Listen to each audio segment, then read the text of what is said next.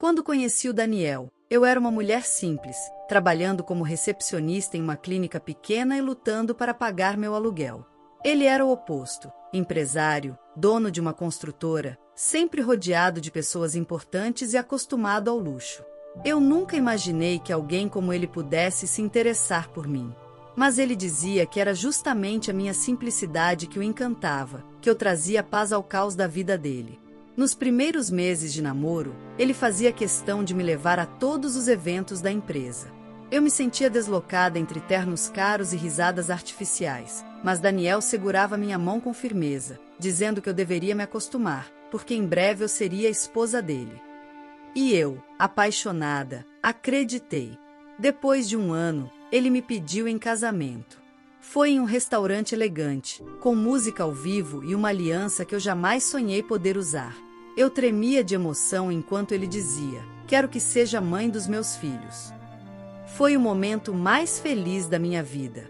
De lá pra cá, começamos a morar juntos enquanto organizávamos o casamento. Daniel sempre foi meticuloso, queria tudo do jeito dele, desde o local da cerimônia até o número de convidados. Eu aceitava tudo, porque acreditava que ceder fazia parte de amar. Minha irmã, Bianca, era a única família próxima que eu tinha. Ela vivia em outra cidade, com a filhinha de 5 anos, a doce Laurinha. Nós sempre fomos muito unidas, e eu amava aquela menina como se fosse minha. Mas um acidente trágico virou tudo de cabeça para baixo. Bianca e o marido faleceram em uma batida de carro, deixando Laurinha sozinha no mundo. Quando recebi a notícia, meu corpo desabou. Fiquei sem chão, chorando por horas. Daniel me abraçou e disse que cuidaria de mim, que eu não precisava me preocupar com nada. Mas o tom dele mudou quando mencionei a tutela de Laurinha. "Você não vai pensar em trazer uma criança para cá, vai?" Ele perguntou, com a voz fria. Eu, ainda em choque, respondi: "Daniel, é a minha sobrinha, a filha da minha irmã. Eu não posso deixá-la sozinha."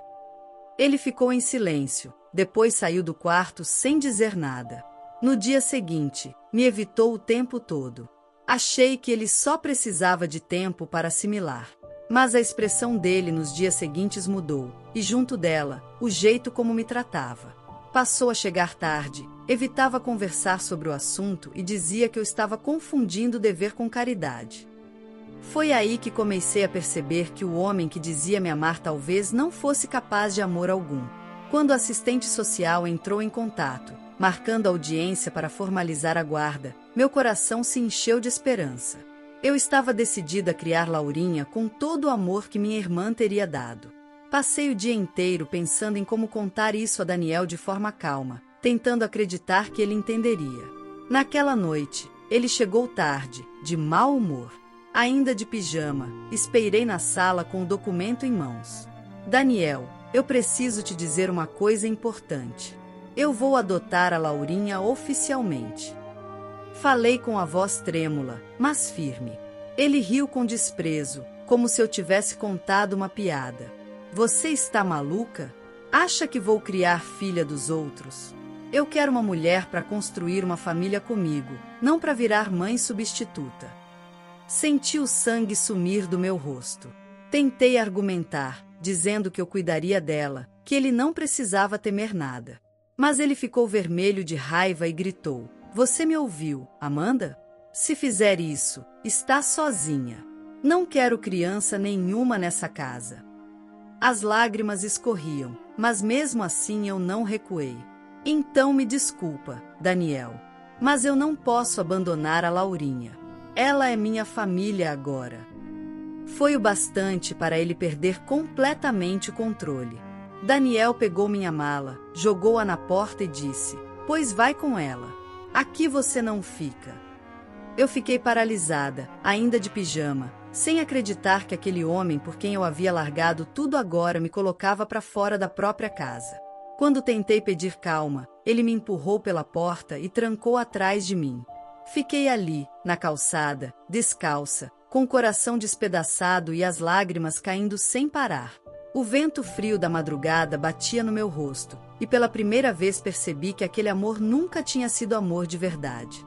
Sentei na calçada, abraçando o casaco que consegui pegar antes de ser expulsa, tentando entender como minha vida tinha mudado tanto em questão de minutos. Tudo que eu queria era formar uma família, e agora eu estava sozinha, prestes a cuidar de uma criança órfã, sem ter sequer onde dormir. Mas no meio da solidão e da dor, um sentimento inesperado tomou conta de mim: coragem. Eu não sabia como, nem onde, mas prometi a mim mesma que encontraria uma forma de dar a Laurinha o lar que ela merecia. E enquanto eu pensava em como chegaria até ela, vi as luzes de um ônibus se aproximando ao longe. Eu não sabia ainda, mas aquela chegada mudaria completamente o rumo da minha vida. Fiquei ali na calçada por longos minutos, tentando entender o que havia acabado de acontecer. A rua estava deserta, e as luzes dos postes lançavam sombra sobre o chão frio. O som distante de um cachorro latindo parecia ecoar minha solidão. Meu corpo tremia, não apenas de frio, mas de medo. Medo do amanhã, medo do desconhecido. Peguei o celular com as mãos trêmulas e tentei ligar para uma amiga, mas eram quase 2 da manhã, e ninguém atendeu. Eu não tinha para onde ir. Pensei em voltar à casa onde morava antes, mas o aluguel já tinha sido passado para outra pessoa. Foi então que decidi ir direto para o abrigo onde Laurinha estava temporariamente. Peguei o primeiro ônibus que passava, com o pouco de dinheiro que restava na minha bolsa. Sentei no banco de trás e fiquei olhando a cidade passar pela janela, chorando baixinho. Tudo parecia um pesadelo do qual eu não conseguia acordar. Cheguei ao abrigo ainda de madrugada. Toquei o interfone e, ao me ver naquele estado, a funcionária se apressou em abrir o portão. Meu Deus, Amanda, o que aconteceu com você? Perguntou assustada. Nada que já não estivesse para acontecer. Só preciso ver a Laurinha, respondi tentando conter o choro. Subi as escadas devagar e, ao entrar no quarto, vi a pequena dormindo com o ursinho velho nos braços.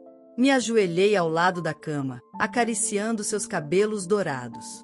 Naquele instante, senti uma força nova dentro de mim. Tudo o que perdi parecia não importar diante daquele amor puro. Na manhã seguinte, a assistente social, Dona Teresa, me chamou para conversar. Contei tudo o que havia acontecido, desde a discussão até o momento em que fui expulsa. Ela ouviu em silêncio e depois segurou minha mão. Amanda, você pode não ter casa, mas tem algo que nenhuma papelada substitui: o vínculo. Laurinha precisa de você. Saí daquela sala decidida. Eu não sabia onde moraríamos, mas tinha certeza de que juntas encontraríamos um caminho. Passei o dia inteiro andando de um lado para o outro, procurando algum lugar acessível para alugar. Todos pareciam caros demais. Quando o desespero começou a apertar, parei em frente a uma padaria e pedi um copo de água. O dono, um senhor de fala calma chamado Augusto, percebeu minha expressão abatida e perguntou se estava tudo bem. Contei uma parte da história, e ele, sem hesitar, me ofereceu ajuda. Tem um quartinho nos fundos, é simples, mas limpo. Pode ficar lá por uns dias, até se ajeitar. As lágrimas voltaram aos meus olhos. Pela primeira vez desde a tragédia, alguém me estendia a mão sem pedir nada em troca. Agradeci de coração e aceitei. Levei Laurinha no mesmo dia, e ela correu animada quando viu o pequeno quarto, com uma janela que dava para o jardim. À noite, deitei ao lado dela e fiquei observando o teto, sentindo uma mistura de alívio e medo. A vida que eu conhecia havia acabado, mas dentro daquela simplicidade havia algo verdadeiro. Laurinha se virou no sono e murmurou: Tia, você não vai me deixar, né? Meu coração se apertou. Acariciei o rostinho dela e prometi: nunca mais, meu amor. Agora é só nós duas. Aquele juramento foi o que me manteve firme nas semanas seguintes. Durante o dia, comecei a ajudar na padaria em troca da hospedagem. Lavava a louça, limpava mesas, servia café. Augusto dizia que eu tinha mãos de anjo e que as pessoas entravam ali só para receber o meu sorriso. Aos poucos, clientes fixos começaram a me reconhecer e a perguntar pela Laurinha. Mas mesmo com essa rotina pacata, Daniel não saía da minha cabeça. Eu me perguntava se ele sentia algum arrependimento, se pensava em mim ou em tudo que vivemos. No fundo, eu sabia a resposta: Homens como ele não olham para trás quando perdem algo bom. Eles só percebem quando é tarde demais. Certo dia, enquanto servia uma mesa, vi um carro estacionar do outro lado da rua. Meu coração disparou ao reconhecer aquele modelo prateado e o brilho da aliança que ainda usava. Era Daniel. Fiquei paralisada, observando-o atravessar a rua com o mesmo olhar arrogante de sempre. Ele entrou na padaria e me fitou como se eu fosse uma estranha. Amanda, precisamos conversar, disse com firmeza. Senti as pernas fraquejarem, mas me mantive firme. Sobre o que, Daniel? Já falou tudo quando me colocou para fora. Ele olhou ao redor e abaixou o tom. Não devia ter feito aquilo. Eu me exaltei. Tentei conter o riso nervoso. Exaltado é esquecer um aniversário. O que você fez foi me humilhar e destruir tudo que tínhamos. Ele suspirou, impaciente. Eu quero que você volte. A casa continua sua, Amanda. Pense em nós.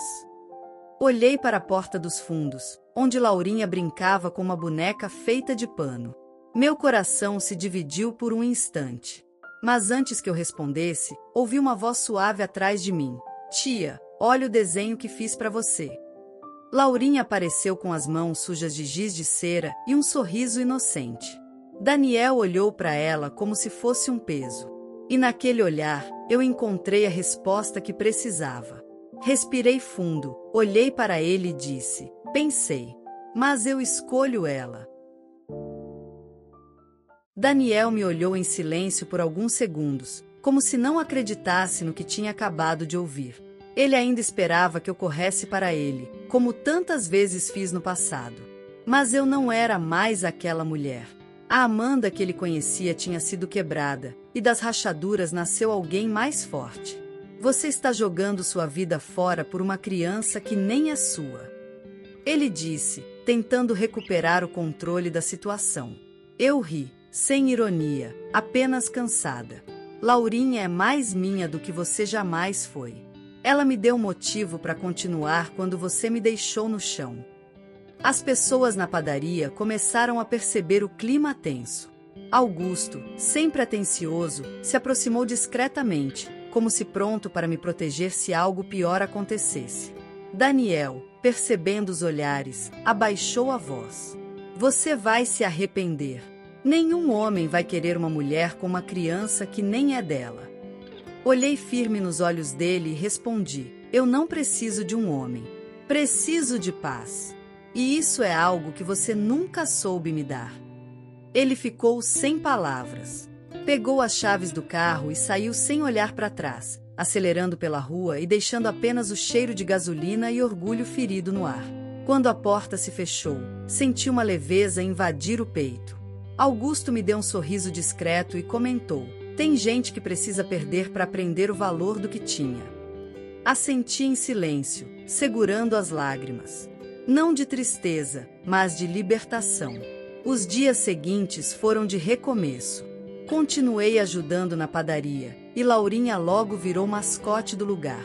As senhoras do bairro traziam desenhos, livros e pequenos presentes para ela.